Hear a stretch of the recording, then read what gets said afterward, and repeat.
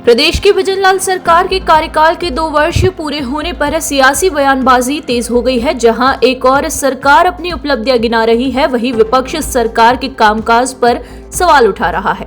नेता प्रतिपक्ष टीकाराम जूली द्वारा सरकार के बढ़ते कर्ज को लेकर उठाए गए सवालों पर वित्त आयोग के अध्यक्ष अरुण चतुर्वेदी ने कड़ा पलटवार किया है। उदयपुर दौरे पर पहुंचे अरुण चतुर्वेदी ने कहा है कि टीकाराम जूली ने न तो राजस्थान सरकार का बजट पढ़ा है और न ही राज्य की आर्थिक स्थिति को समझा है। उन्होंने कहा कि वर्ष 2013 में जब भाजपा सरकार बनी थी तब राज्य की आर्थिक स्थिति कमजोर थी, लेकिन सरकार सरप्लस बजट देकर गई थी। इसके बाद कांग्रेस शासन में राज्य फिर से घाटे में चला गया। चतुर्वेदी ने दावा किया कि वर्तमान भजनलाल सरकार वित्तीय अनुशासन के साथ संसाधनों को लगातार बढ़ा रही है।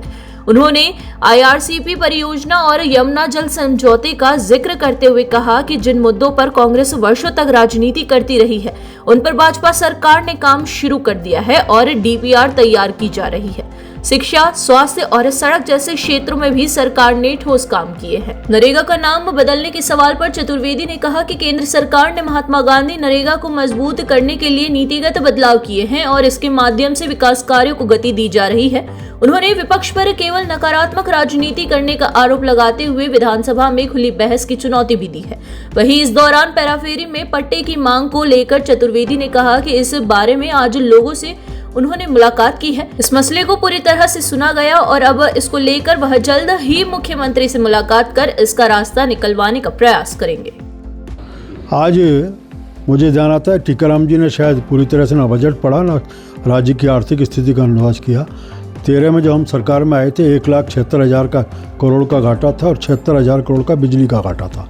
जो हम 18 में गए तो हम सरप्लस का बजट उनको दे के गए थे और 23 में आए तो फिर आपने नेगेटिव बजट दे करके हमें घाटे का बजट दिया था। बिजली का भी आपने घाटा दिया।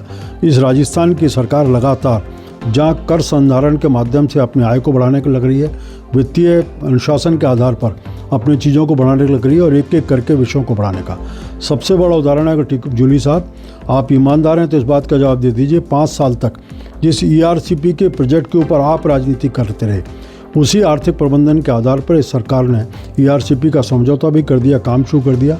यमुना जल को लेकर के आप केवल 50 साल तक राजनीति कर रहे थे, सरकार ने समझौता किया, DPR बन रही है, काम शुरू हो जाएगा। लगातार 2 साल के कामों का अगर देखते हैं तो चाहे सड़कों का विषय होगा, बिजली का विषय होगा, पानी का विषय होगा, स्वास्थ्य का होगा, स्कूल का होगा, सब क्षेत्रों में काफ़ी अपेक्षा से अधिक प्रगति आगे बढ़ रही है। ये सारे कुशल आर्थिक प्रबंधन का अधिकार है। अच्छा होता कि आप ये सारे विषय उस समय उठाते जब सरकार में मंत्री थे, आपके मुख्यमंत्री थे, आपकी सरकार थी और आप लगातार केवल सत्ता को बचाने में लगे हुए थे, ना कि किसी प्रकार के जनता की चिंता करें। उनको क्यों नज़र नहीं आ रहा वैसा ये सब काम आपके? क्योंकि उन्होंने आँखों पर पर्दे डाल रखे हैं और केवल नकारात्मकता की बात करते हैं, इसका नज़र नहीं आ रहा। अभी मैं तो ये नहीं कहना चाहता हूँ, अगर वास्तव में ईमानदार हैं तो विधानसभा के आप विपक्ष के नेता हो, मैं मुख्यमंत्री जी से आग्रह करूंगा कि 5 साल बनाम 2 साल 2 दिन की बहस विधानसभा का सत्र जब भी हो इसी विषय बहस कर लें और जूली जी आप आपके आंकड़े लेके और राजस्थान सरकार के आंकड़ों के उस राजस्थान की सबसे बड़ी पंचायत में इस विषय पर चर्चा कर लें।